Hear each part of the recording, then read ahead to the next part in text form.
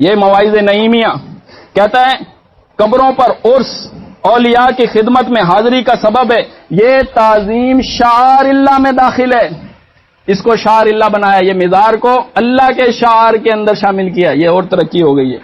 اور کہتا ہے جی اس کے بے شمار فوائد ہیں، اللہ کے شعار میں اس کو داخل کیا ہے، شعار اللہ۔ نبی علیہ السلام اس شعار اللہ کو ڈھاتے رہے، نبی علیہ السلام اس شعار اللہ کے اس کو گرانے کی تلقین کرتے رہے، اور ایک بھی رسول اللہ صلی اللہ علیہ وسلم نے اس شعار کو کھڑا نہیں کیا۔ یہ کون سا شعار اللہ ہے؟ حالانکہ قرآن تو کہتا ہے کہ شعار اللہ کی تعظیم دلوں کا تقوی ہے۔ یہ کون سا تقوی ہے جو رسول اللہ صلی اللہ علیہ وسلم کے دل میں نہیں ہے؟ معاذ اللہ یعوذ باللہ، یہ کون سا تقوی ہے کہ صحابہ کرام کے دلوں کے اندر نہیں ہے؟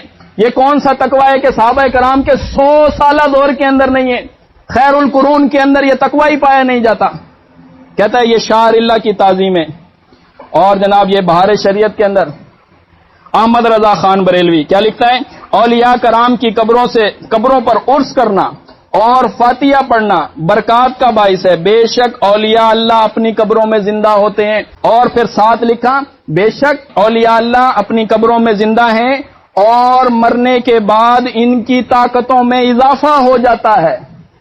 زندہ بندہ تو دیوار پار دیکھ نہیں سکتا، مرتا ہے تو 100 من مٹی کے پار دیکھ لیتا ہے۔ آج ہم یہ اپیل کر رہے ہیں حکومت کو یہ اپنا محکمہ ختم کر دینا چاہیے۔ یہ محکمہ اوقاف، اس کی نگرانی، اس کا دیکھ بھال، اس کے اوپر سرپرستی، اس کو سیکورٹی دینا، اس کو ختم کر دینا چاہیے۔ کیوں؟ اس کے پیچھے جو علماء ہیں وہ اپنے آپ کو حنفی کہلاتے ہیں، اور حنفی کے علماء اکابرین کے اندر اس کی اجازت نہیں ہے۔ حنفیت جس کے اوپر کھڑی ہے، لکھا ہے جناب وہ قبے جو قبروں پر تعمیر کیے گئے ہیں انہیں گرانا فرض ہے، انہیں گرانا، یہ حنفی ہے، حنفی حوالہ ہے، یہ حنفی حوالہ ہے، اس کے اندر لکھا ہے۔ کہتے ہیں کیوں گرانا کیوں فرض ہے؟ کہتے ہیں کیونکہ رسول اللہ صلی اللہ علیہ وسلم کی معصیت اور نافرمانی پر تعمیر کیے گئے ہیں۔ ان حوالوں کو کون چھپاتے ہو؟ ان حوالوں کو عوام کے سامنے بیان نہیں کرتے۔ عوام کے سامنے یہ حوالے لاؤ نہ، اپنے علماء کے، اپنے اکابرین کے، اپنے اماموں کے اور علماء جمہور کے حوالے لاؤ عوام کے آگے۔